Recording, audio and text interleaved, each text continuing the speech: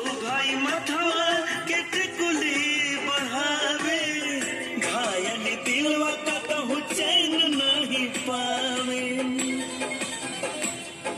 एक मुस्कान लिली की हो के जान, हर एक मुस्कान लिली की हो के जान, ये दिल के फरमान ये हुजूर बात।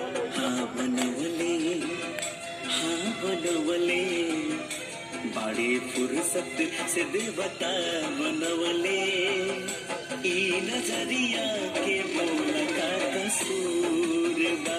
बड़े फुर्सत से देवता बनवले, ई नजरिया के बोला का कसूर बा।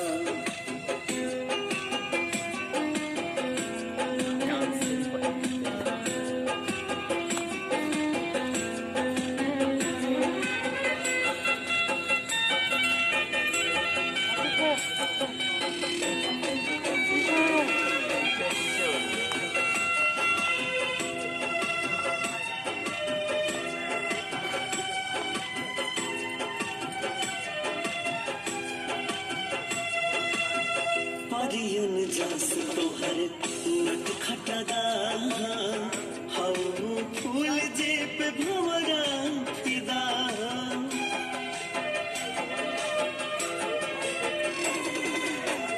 परियन जस तोहर नट खटदा, हऊ फूल जे पे भंवरा फिदा।